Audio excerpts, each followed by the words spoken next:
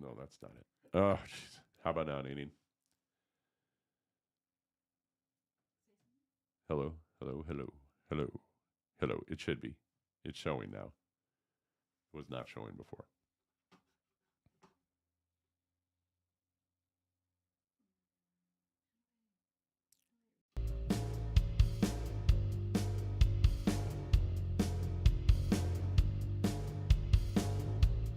Driving my car, I can drive fast, can go far. Driving my car, I can drive fast to where you are. From where you are, I can see things I've never known. But these things, they seem a long, long way from home.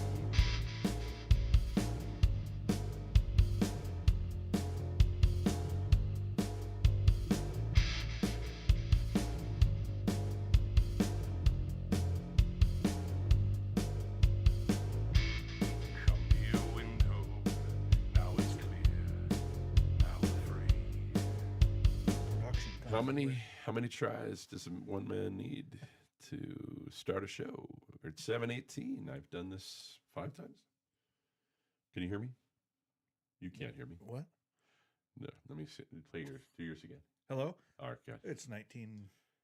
What we're going to 77. call this, my people, is technical nightmare, and I'm just riding the wave, just like all the things. I'm riding the wave.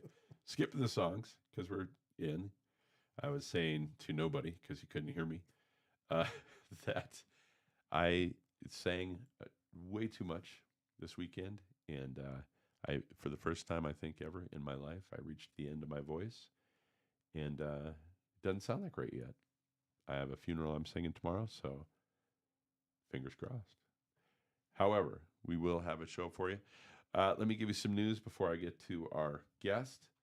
The big news, of course, there it is. It came in. The merch just came in like 20 minutes ago. The box ripped open. Do I think everything's in there? No, I don't. Is that kind of how things have been Oh, going?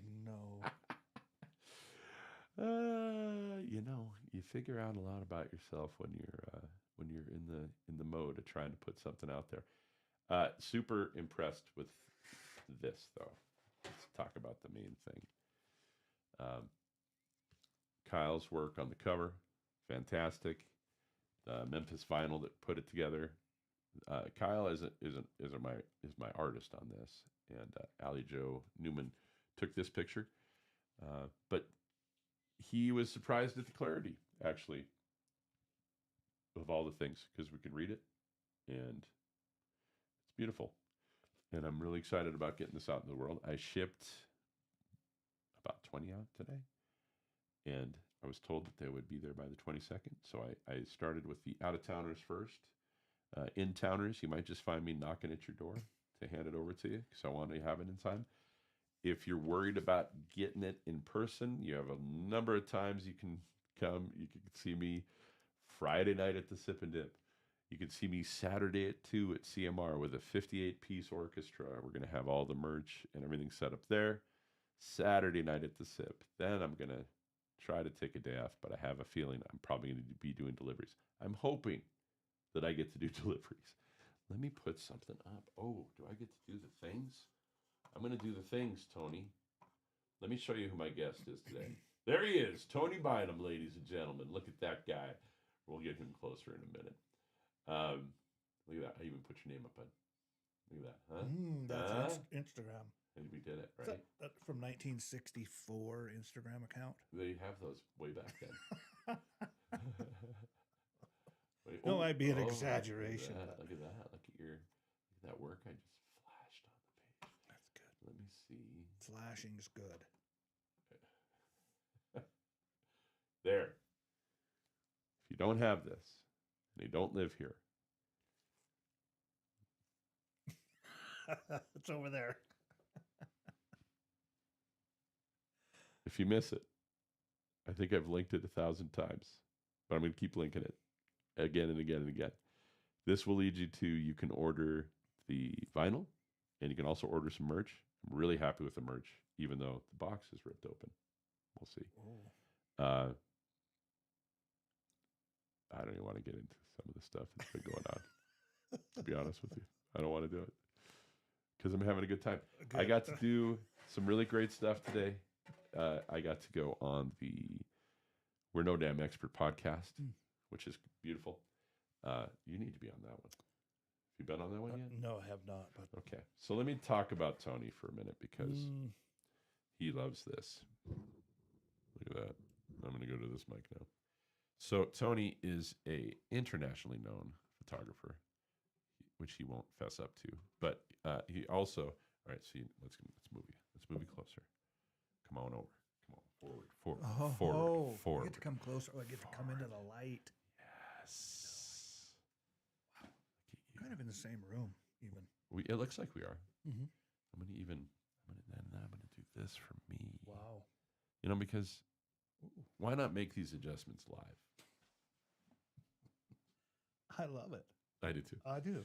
The thing is, like, this is the worst the show's ever gone, and I don't care. Oh well, I agree. I think here we are. Yeah, no, it's great. You're like, is this Perfect.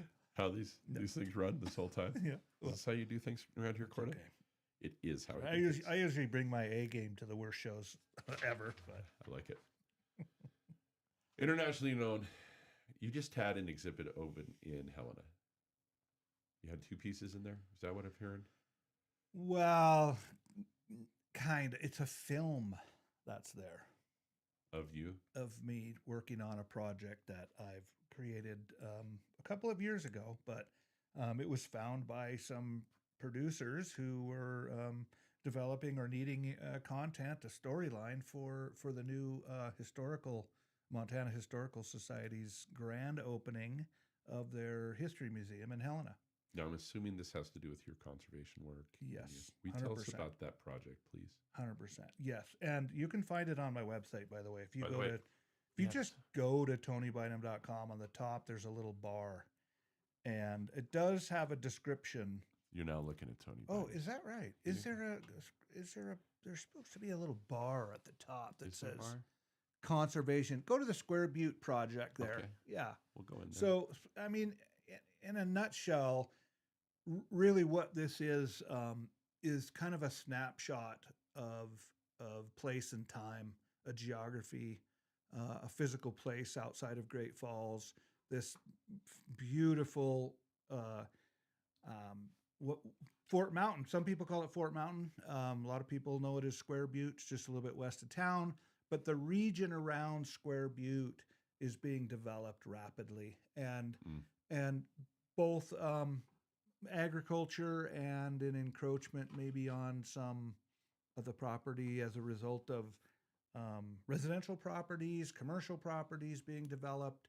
And my thought was that because this is such a powerful figure on our landscape in Montana, and historically it's well known and been painted, and it's been the center of art for a long time, that someone, ought to tell a bit of a story about it. And that's kind of what's motivated me. I sat out, sort of to explore this place, and I did the research. I went and sat down in the library, and I went to the Historical Society, and I dug around on the internet, and I tried to find everything I could. And there were a few things about this location, but there was no like no one had ever put anything together visually. They just sort of referenced it, right? And I thought to myself, this is such a powerful geography. How could there not be a visual story about the place? Like, it doesn't make sense that there's snapshots in time of such a place. And I couldn't find anything. So I thought, well, I guess even though it's a little bit late in time, maybe this should have been done 100 years ago. It hasn't been done, so I'm going to do it. And my hope is that one day, these images that I'm creating, both some are artful, some are very technical, are anchored to places on the earth that can be replicated in the future. So that in 100 years or more, literally this point on the globe could be found by another person. And I think everybody probably have seen these reference photos over time of glaciers or something. And people always set out to try to find out, like, where did this guy take that photo from? Mm. And so combining the technology and the science and sort of the approach, which is readily available today, um, I'm building a project which in 100 years somebody could go back to those exact locations, go to the exact spot, read the data, assuming we have some way to read digital data in 100 years, and actually stand on that spot, look in the exact direction I was looking, and take the exact image and be able to make a comparison. Why would you do that? Because you're crazy. Because you're a little nutter. No, because I think some people, it's hard to say. We might restore it. We might just want to know where our grandparents lived. I mean, we just don't really know yet. But I think it's important to have some kind of record, and and the only way well, let me say this: the way I like to express myself is through images, and so I'm not a great writer per se. I'm not somebody who's going to set out to make a full-fledged movie or film, although I work on them. I am a person who is very visual, and so it made sense. I'm also, a sort of geographer, classically or educated as a geographer, so I understand landscapes a little bit. And so connecting the place and the people with the camera is a way for me to, I mean, not just uh, do something I enjoy, but I'm hoping it provides something that people will find useful in the future. Do you know what I love is I think you just eliminated, I don't know how many of my questions with that. That was really well said. Oh, thank you. It's almost like, I've thought about it before. yeah. I don't look at these. You don't want to know the ones I didn't. Yeah. Yeah. My first question was for people who may be discovering your work for the first time. How do you describe what you do beyond photographer? And you just did that. Yeah, I mean that really blankets all of it. Yeah. I mean there are elements of my photography that I don't talk about much. I don't advertise at all, which are important to me. They're how I make a living. There's certainly I try to be artful at everything that I do, or at least very thoughtful. But You're also charitable, and yeah, I don't know how much you want to talk about that, but well, you are. I appreciate that. You are. But I think the whole of what's happening right now, I'm just lucky to live where I live. I'm lucky to have been born in a country where I have a choice to be a photographer. Yeah. I am a little bothered that where you choose to live is no longer across the alley. That is an interesting story. And I drove through that alley tonight just to see what it felt like. And it was a little, if for those that don't know, we recently moved outside of town. We were basically in the backyard of Joel Corda's house just across the alley for That's 10, 15 years. well, you've lived there. We've been there 7. Okay. So you knew the. Yeah. So, but basically it was across the alley, and we got the benefit of listening to Joel play his music outside during the summer. And we missed that. But we're still in the region. We moved out to be closer to Square Butte. And you can never get away because I've seen you twice in the last 3 times. 3 times. We know where you live, dude, Well, and where you work. We also you and I huddled up at that the what was that, the Montana Arts? Yes. Yeah.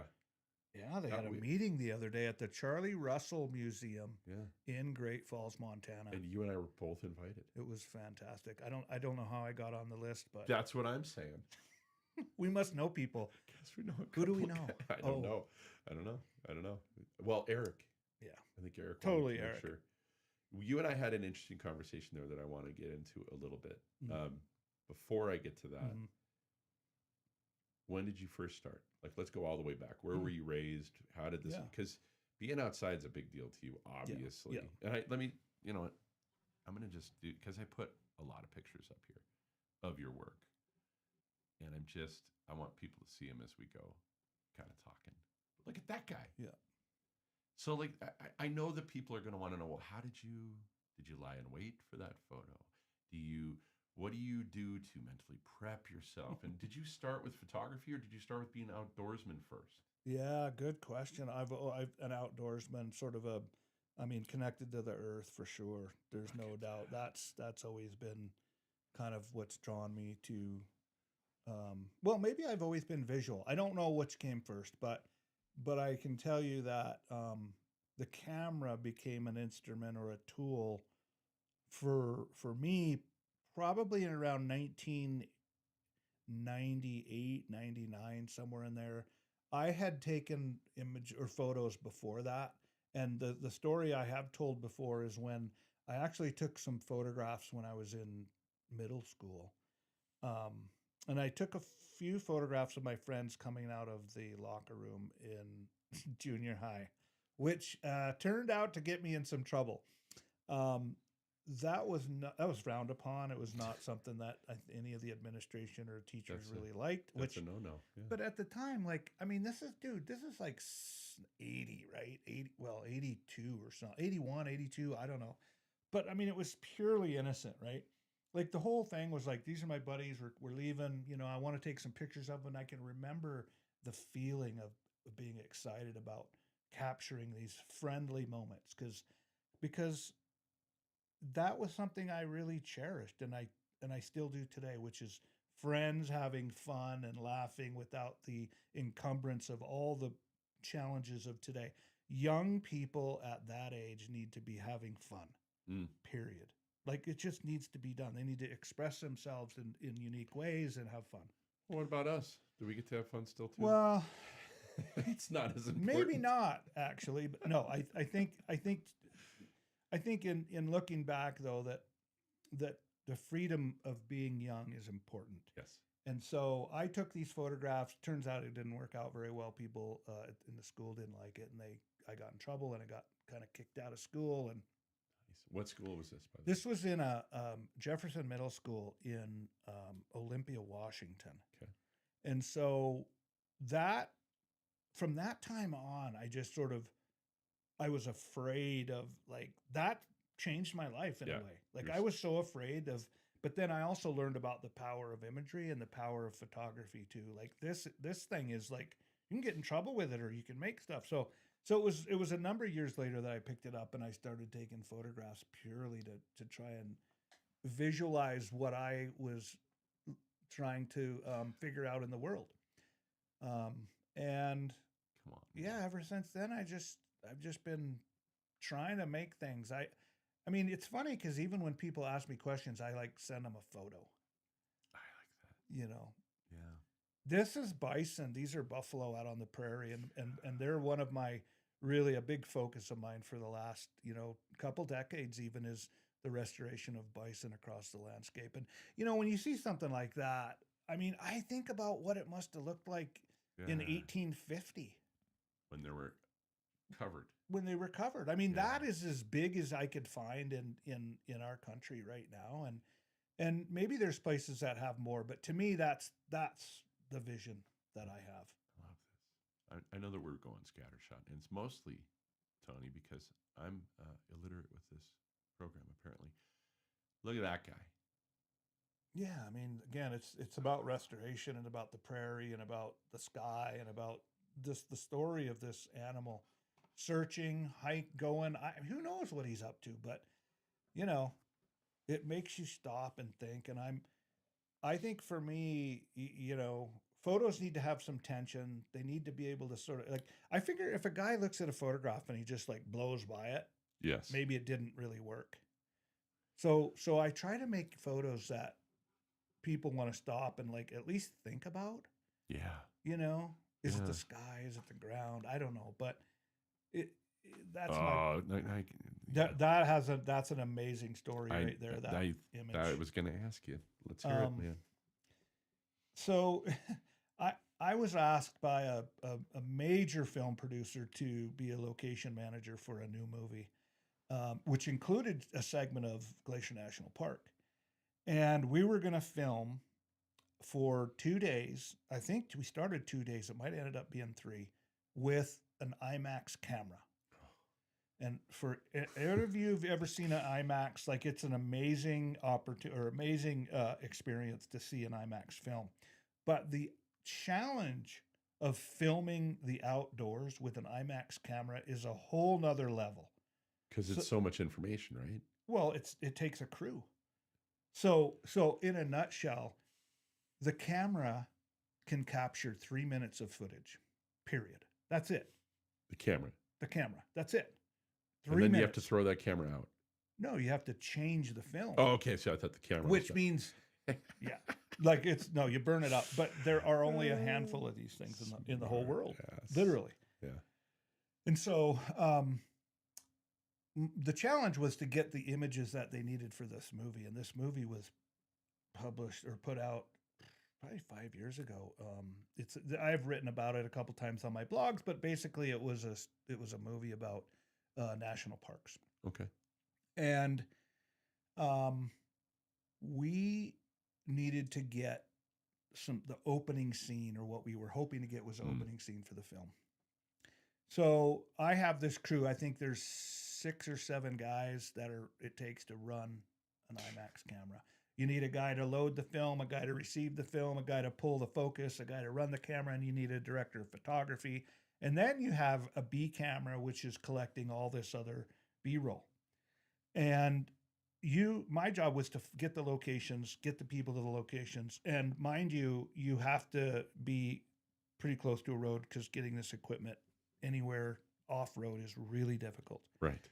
Especially in a national park where there are people paying attention to what you're doing. You need permits, and like it's a full-blown kind of assignment.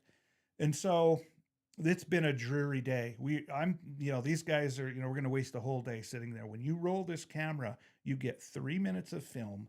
And in an IMAX film, they really want about 1 minute of the scene for the film. Right. So you can literally watch that scene for 1 minute. Films today are 5 seconds, 10 seconds between, But this you got to see. They want a 1 minute clip. And so we're sitting there all day long. We're not getting anything. But I had been to this location, and I had lived in this region, Glacier Park, for, by this time, 15 years. I knew what was going to happen. And I'm trying to convince these guys, like, you just got to wait. We're going to get this. We're going to get the camera set up, and we're going to roll on this, and you are going to get the shot that you want. Trust me. And they sort of were, okay, and the night before that, and we'd filmed the day before. And so we get to this spot, we get all set up, and it's not looking good. And you were panicked. I'm not panicked. I know it's going to happen. I can tell we're going to get a minute, maybe a little bit more. Okay. Maybe 2. You were happy about the clouds. Oh yeah. This is going to go. I knew it was going to go. Okay. And so here we are. We're sitting there again. This is St. Mary's Lake, Glacier National Park, looking right up the river. For those that know it, Wild Goose Island is just to the right of it's in the dark spot. You can't really see it. That's not the framing anyway. The framing was going to be this sunset and the sky. And so the director of photography says, like, roll, as this sun is starting to drop into this narrow 1 or 2 minute window where it's reflecting off the clouds the way it is, and it's the water and all this, right? And all of a sudden, this is a mechanical film. This is real film. This is not digital. Yeah. So the camera's clicking along. It's rolling. Everybody's there and watching it. The film breaks. Of course. The film breaks. Well, I mean, there's nothing you can really do at this point, right? Like you've got 1 minute or 2 minutes to make this happen. The film breaks. I have that photo because when you're doing that kind of work, you're also, a photographer. You're hired because you know what to look for. You know where to be. And so I'm taking photos to document the thing, right? Yeah. That's my job. At this point, I'm not involved in the film anymore. I'm sort of like, okay, you just shut up. It. You're like, yeah, this is where we're at. This is where you need to be. And now I'm doing behind the scenes stuff. And I've made a lot of my career on this kind of work where, okay, now I'm photographing behind the scenes. I'm capturing what they're doing. I'm shooting the camera. So I actually have the photographs of the crew breaking the film. And like you wouldn't know it if you looked at them, but I know I can tell by their expressions like we blew it. I don't know that I really learned anything from that experience other than be prepared and trust your gut. When you know something's right, you Yeah, kind of have to stick with it because, I mean, if the film wouldn't have broke, this probably would have been the opening scene. it's something. Yeah, and they didn't want to come back the next day, Well, you'd have never got that. You could have stayed a week. but you knew. That's $1,000 an hour to run that camera. I'm sorry, a minute. $1,000 a minute to run that camera. Good Lord. All right, I'm looking at the next. Oh, come on. Yeah, Were you moving?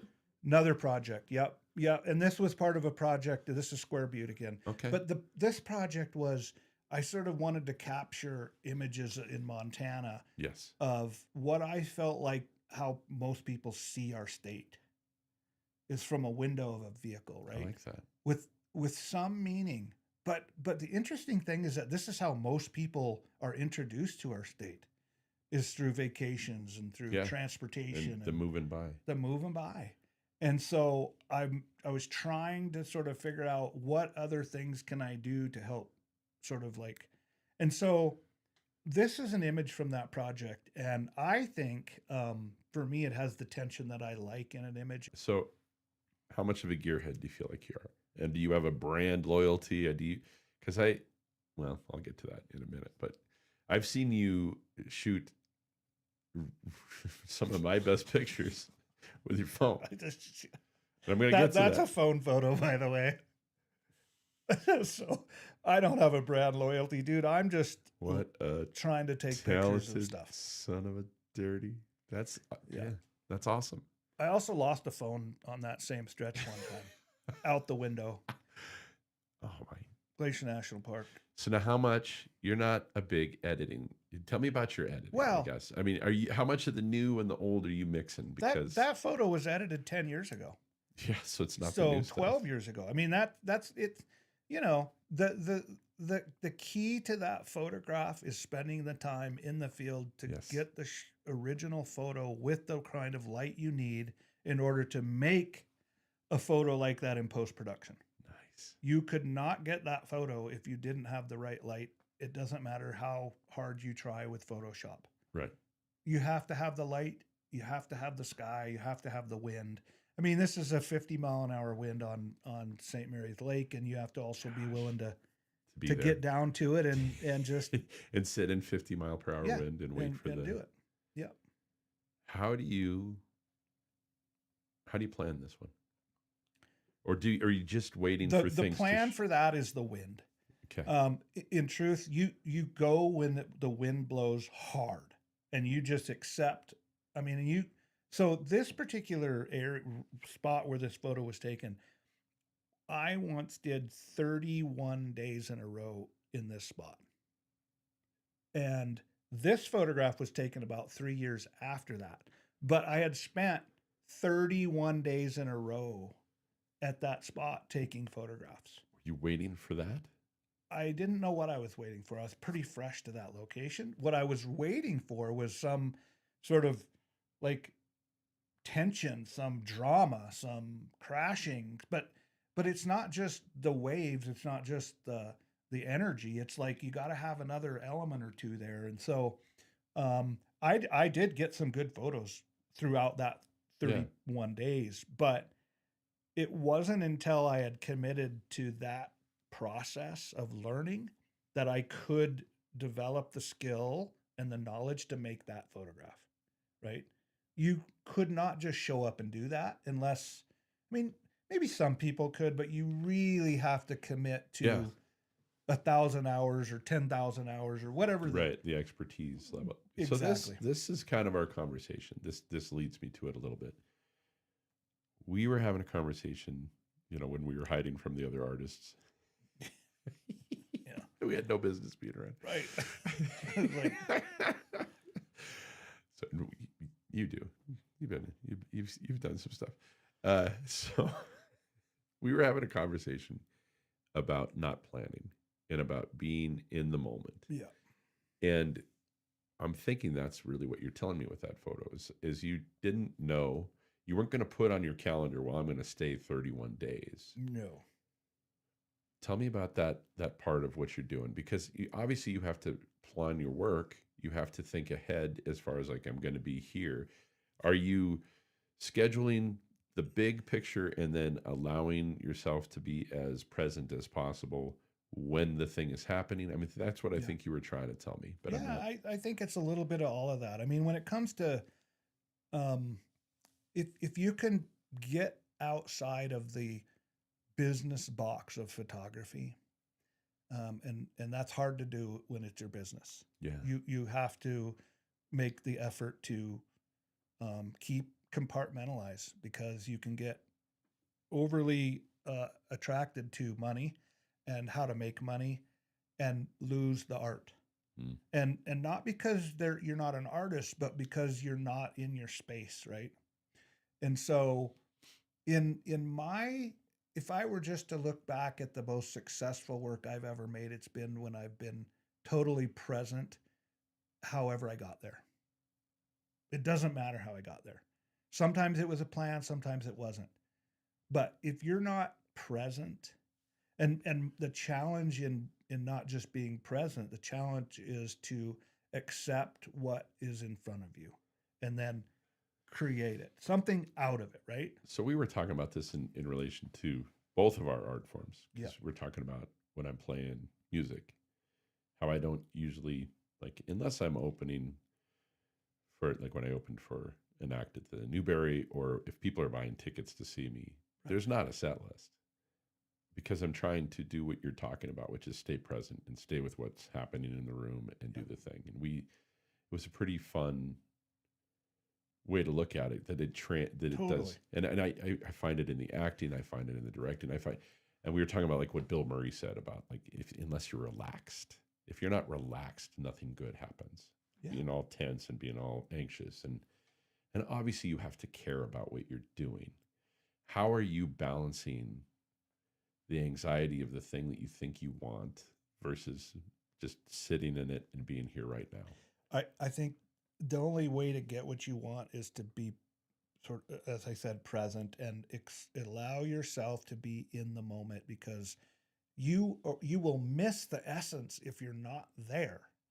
Like, you can't be somewhere else. You can't be thinking about, and so I shot an image that a Did you number send of it to years me? ago.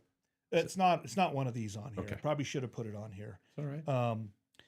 It was the Office of Tourism image, and it went all over many of them. I shot many images for this, but I remember just telling myself, I need to go out and I need to create something that's purely mine, not for them, because I wasn't doing it for them. I was Yeah. just going to go and explore. And when I take that approach, I make better work. The challenge is to not focus on any specific thing.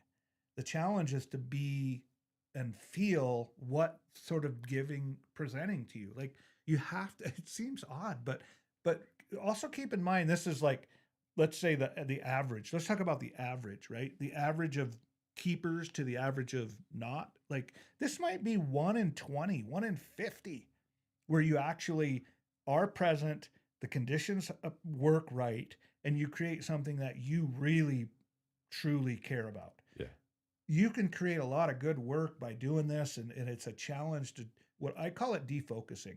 Mm. It's really what it is. It's sort of looking at what's in front of you and getting your sort of head out of the details and just creating in your body the frame. That's the frame, without getting overly involved in it.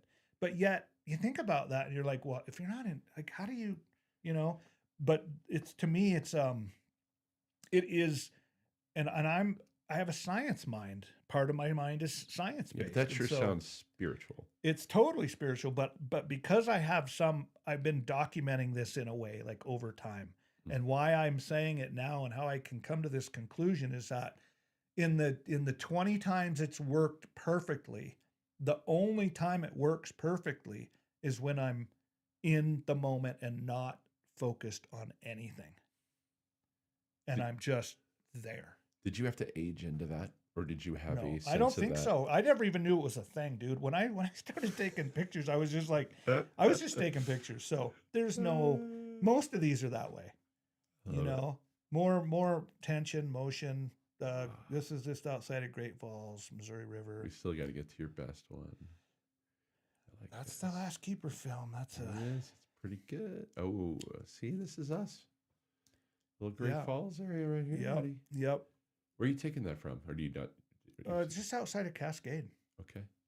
And one of the things I like to be known for too, if I'm going to be known for, is adding the human element sometimes. And in that, there is a little human element here.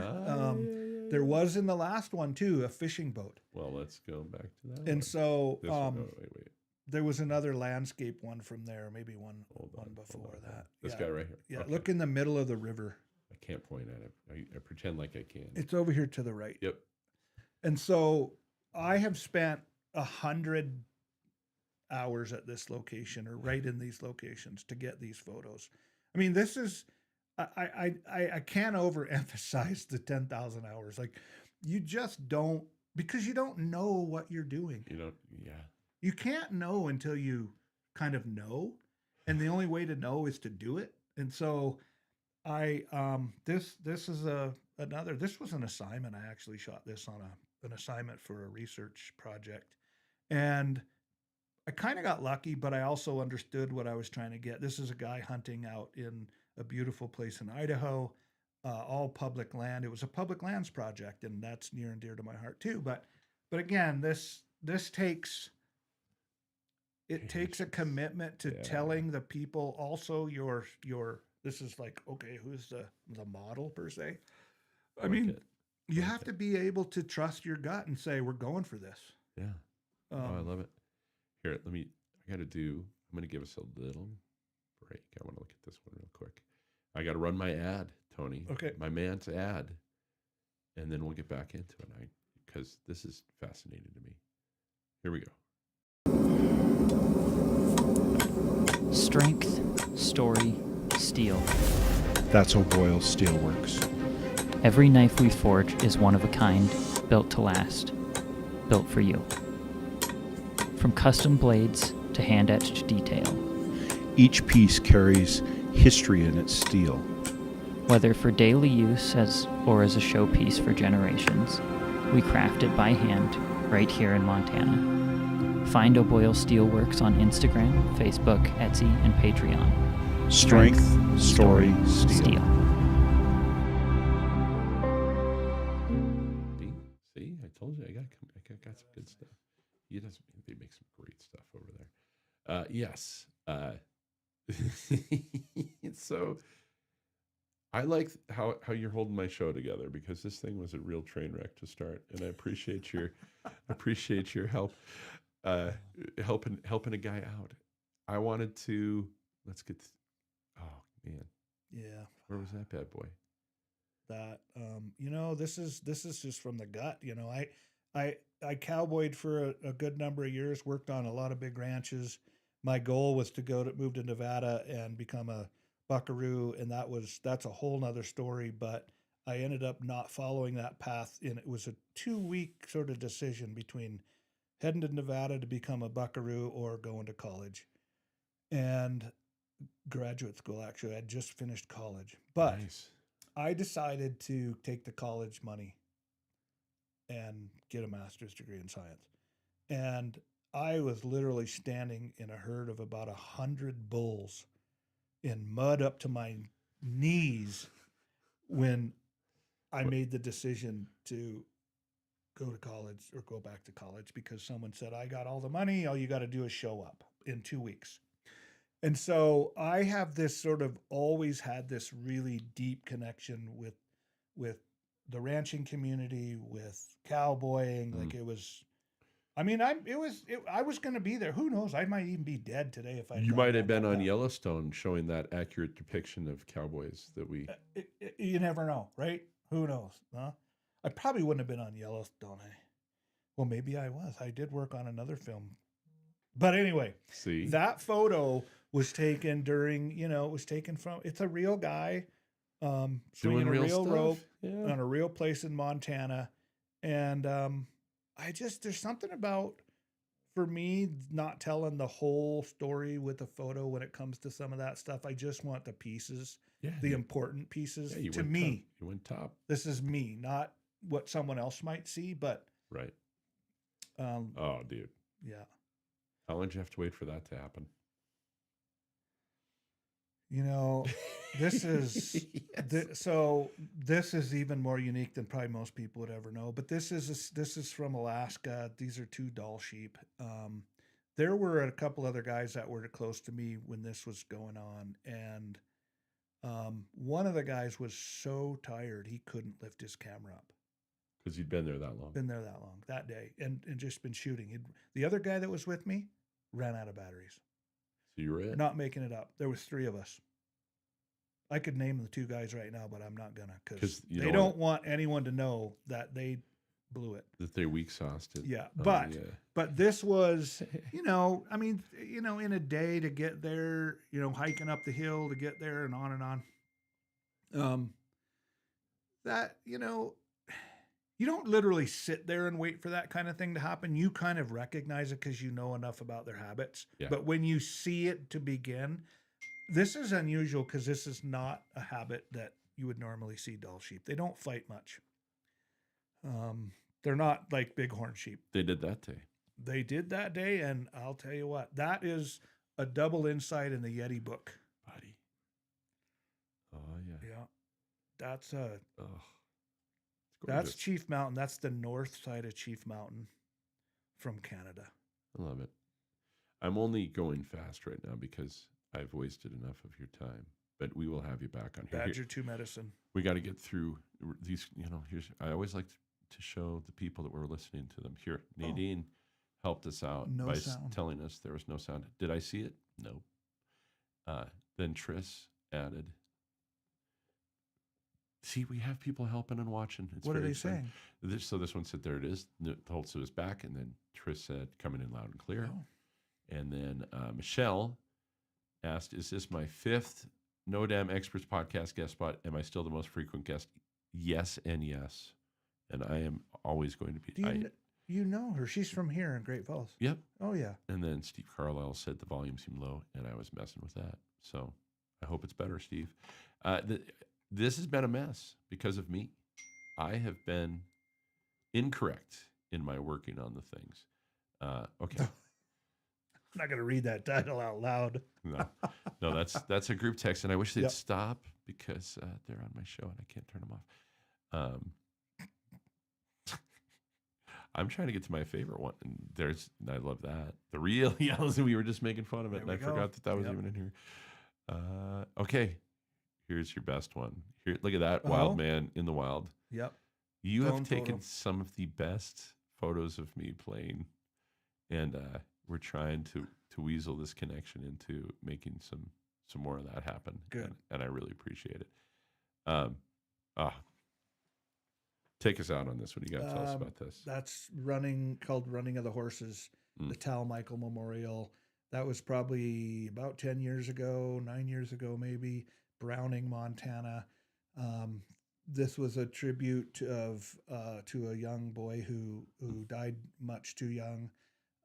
And these people here, these families, Blackfeet families, would run these horses from a pasture just outside of Browning, across the prairie, down across the prairie into Browning, and then start the North American Indian Days rodeo with this tradition. And I photographed it I think they did it 5 times, maybe 4 or 5 times. And I was lucky enough to photograph it, I think each time. And it sort of reminds me, this is what's interesting. This is chaos. That's chaos. It's chaotic. It's chaotic from the standpoint of trying to get the photographs and drive the vehicle and be like, that was, it's like this, dude, you got 12 things going and any one of them could end your career or it's a big career so far. I'm telling you, we'll get there. But those photos I have, the fondest memories of making those images. And I made a lot of prints out of some of those and just sort of spread them around up there in Browning and across the reservation. And I love it. I think we owe people those things at some level. Like when you do some of this stuff, like you kind of owe it to the subjects.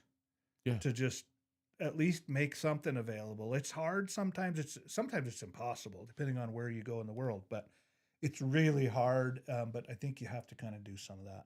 Just say, this is you guys. Like, just you have to have it, Buddy, true artist, thanks for coming on. I want to show your website again. Go check out Tony here.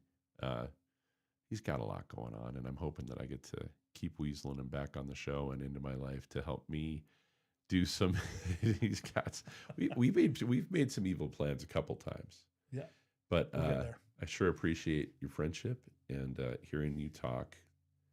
So I want to say spiritually, making meaning. It's all what this show's about, and you're fitting right in because you've been doing it for so long, and you have so much to say to people, and about how to do this, about how to stay. It doesn't matter what the thing is. Right. That's exactly 100% right. What a great lesson, man. I appreciate you. Thank you. I hope I have you back soon. Want to say, I'm not sure if there's going to be a show next week because I'll be playing at the Sip and Dip, the yearly sing-along. Oh, we'll be there. You'll be there. All right. If anything, we'll probably do it early, or I'll have a recorded one, or I'll just blast it from the Sip. We'll see. Have a great night. Thanks for tuning in, even in this chaotic technological nightmare I created for myself. Have a good one. Thanks, Thank you. Tony. Take care.